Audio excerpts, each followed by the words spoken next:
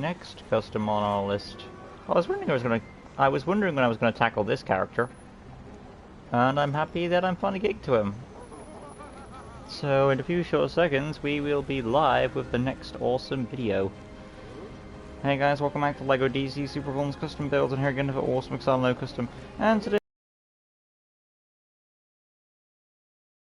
from Disney's Tarzan, who is the main villain of that movie. No offense to Sabor, who is awesome, might I add.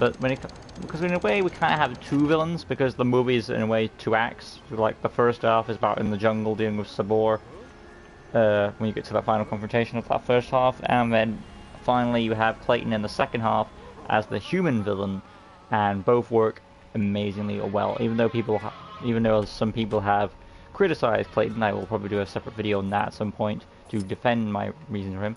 But it's awesome to get Clayton on now, so it'd be awesome to do. Who requests this character? This one, in all truthfulness, if someone requests a character, I don't remember who requested it because it's been a while.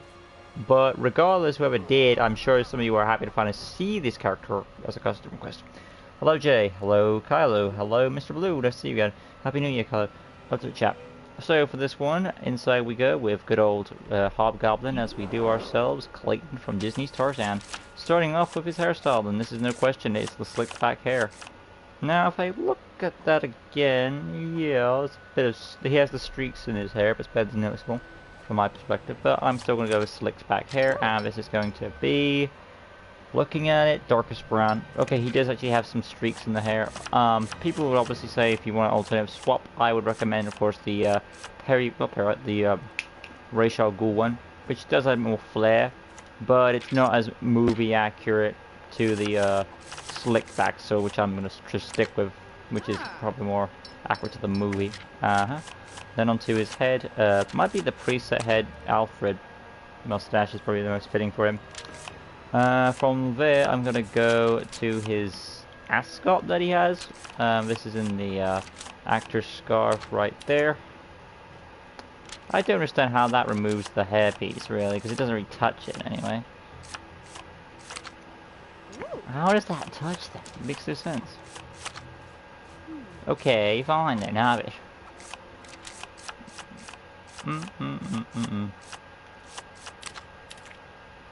I guess it's because it's touching that back bit there. Alright, in that case, moving on to the arms. Let's see, we've got sleeved arms going on. Top section is the, it's more of a goldish colour. The lower section is the human skin. Hands, human skin. And then onto the torso. This is a Talon torso, preset torso. Look for Talon for his gun strap on his. It's supposed to be reversed, but limitations. And then onto his hip piece. Now this appears to be dark desert camo, which makes sense for the jungle environment. So scroll on down. Commissioner Gordon, and then his leg section being.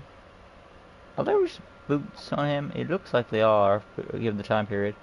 Yeah, they kind of blend in from the movie footage. It is a lightest brown there. So what I'm going to do, we're going to go to bootlegs, top section, darkest, dark desert camo, lower section, light brown for the bottoms, lightest brown for the boots.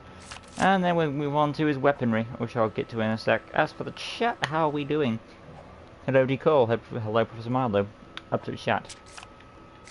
Personality, orange hearts fitting his color palette. Voice 1. Target module, Mercy Grace for a hunter for the target module. Cool character until he loses his temper. Not that it matters because we're going to go to his weapons now. Starting off, there is one more thing to add, and that is, of course, going to the attachment piece. Scroll on down to the quiver for his holster at the back.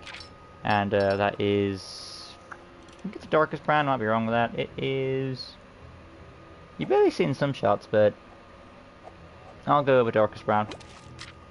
Moving on from that, we will go now to his rifle, which is in guns, and it would be closest is the scoped pistol, and that is a dark grey. And I'll also switch out for the machete at some point too. Moving on to his abilities now. As for the chat, how are we doing? I haven't watched you in a year. Well, it's nice to see you again, Carlo. Hi, Deagle. Up to chat. So tap square for his gun. Hold square is going to be a lunge attack, number 2. Tap circle, what we've seen in the movie. Okay, it's not that he's smart, but the characters are not as... They should be a bit wiser, is what I'm saying. Jane and Porter should be a bit more wiser to him, but as my friend Adam says, Jane's love struck and she's blinded by love, and the professor's not... Who is smart, but he's kind of a bumbler, so...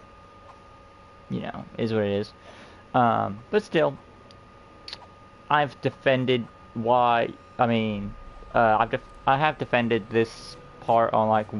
Even though Clayton's plan is so obvious, people should, you know, be more wary of him. But I've said in a way the movie's trying to allow it to be like he's supposed to. The audience is supposed to say, "Oh, look, he's supposed to be. We're supposed to be smiling with him," stuff like that. So what will I say? Realistically, even though I would love to put detective mode on him, I think the yell is more fitting for his character, especially for his meme, which is gorillas. And after that, we're gonna go for the tap circle, so explosion, and then of course his rage mode at the end. So that is going to be a 3 for that rage mode, which is not popping up, but okay. Moving on, X button, single jump, skill set, grapple gun, because we've seen him have all these types of harpoons and grapples to secure the gorillas, light gray for the cable, and dark gray for the grapple gun itself. Scrolling on, wall climbing, we have seen him do in the movie. Scroll on down. Tracking, illumination, stealth, graffiti is kind of believable, and X-ray vision goggles again for a hunter, makes sense. Villainous character, Legion of Doom, and there we have Clayton with his rifle there. Outside we go, showing off the abilities, and we'll move along to the next one on the list. Well, his little weapon, his machete. Hey Lucas, this might be off topic, but for your Catwoman from Batman Returns, I found a head that might be better Dr. Poison. I will look at the head. I have had some feedback on the Catwoman Batman Returns stuff, and I am happy with the head I chose, but I will take a look at your shot and see what we get. And I'll probably put a reply saying it. Well, we'll see. Thank you, Batman, for that. Does he also have a weapon? He does. He does have the machete, which people actually forget about, and it's only used once at the beginning and once at the end. So, which is a nice payoff, because you're so used to him with the gun, you keep forgetting that he does have another weapon on him, but sometimes they kind of hide it. You know, it's like it takes advantage of the time where we can't animate all this stuff, but because it does that, and you don't see his machete in his holster, because sometimes animators forget to do that, I wouldn't be surprised if, like, the directors or the writers said, we want you to forget about Clayton's machete, and we're gonna pop it back in when it's necessary. So they're using a flaw that many animators do as an advantage, which is pretty cool. Yeah, it's a machete. Can you make Aaron Cross from Bourne Legacy?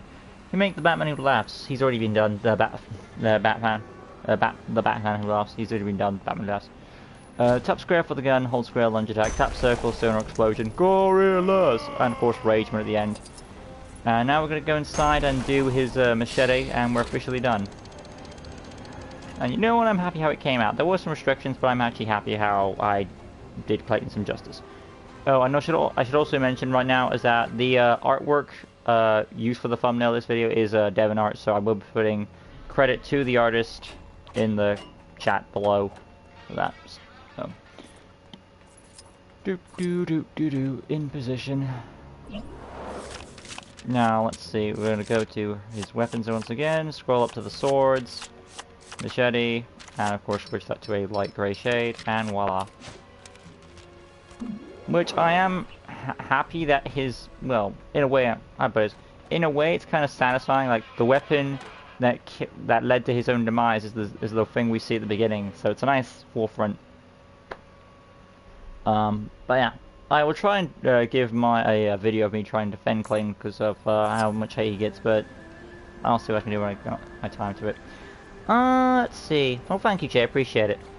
I mean, the Batman who laughs with the black and green suit before he gets the official one. I didn't know he had another suit. Okay, I think I'll look that up. I made a video making Two-Face from Batman 89 comic. Okay. utter chat. Top square. So you're saying he became Two-Face in Batman 89, or is that like? Are we saying that the Batman 89 universe is different to the Batman Forever and Batman Robin films? Okay. Let me know. Anyway, tap square for the fighting with his machete, hold square lunge attack, tap circle gorillas, and then of course is a rage mode, of course, and then barrel jump respectively. But there we have, of course, Clayton from Disney's Tarzan. Hope you guys enjoyed how it came out, for all the attentions we had. If you did, smash that like button, subscribe, the good stuff, notification bell right corner down below, and I shall see you guys with more customs on the way.